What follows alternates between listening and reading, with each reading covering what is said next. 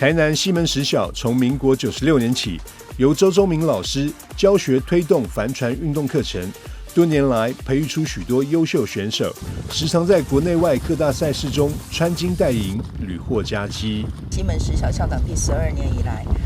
帆船队是我最佩服的一个团队。在这些年过程之中，我们看到帆船队所训练出来的学生，我们从基层开始，培养孩子在帆船运动的项目有打下非常好的基础，所以孩子们他到了中学，到了高中、大学，可以这样子连接上去，所以非常就是我们为国家培养最基层的这个优秀的选手。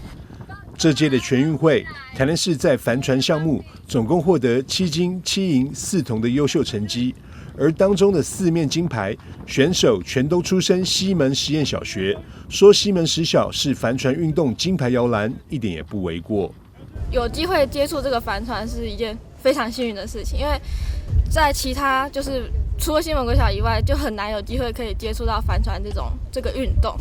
就是因为在读西门之前，我也是不知道有这个运动，然后就是阴差阳错可以就是有机会接触到这个帆船，然后可以有机会就是可以训练它，然后就是努力成为自己的一项专长，是一件很幸运的事情。我觉得 OP 就是一个需要把基础打好的最基本的船型，因为像 OP 要练好，然后之后的大船的技术才能就是提升得再更高。如果 OP 的基础没有打好的话，之后的大船就是可能成绩不会那么好，或者是就是会输人家很多这样。我是从96年就参加全国运动会，然后一直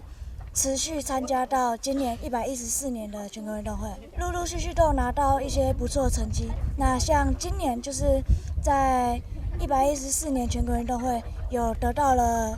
金牌这个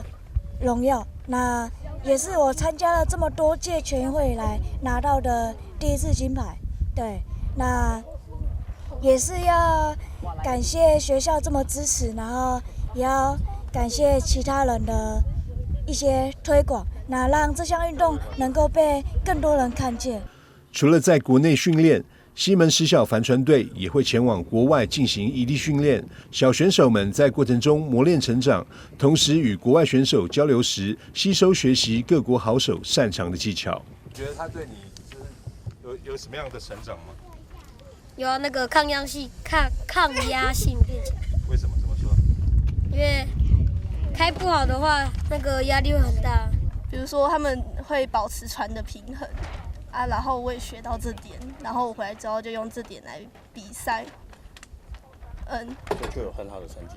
对。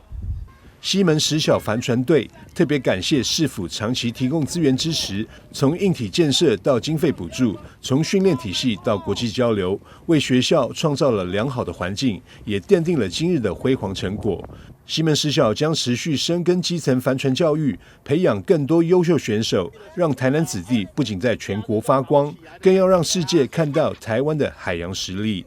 台南新闻张硕维采访报道。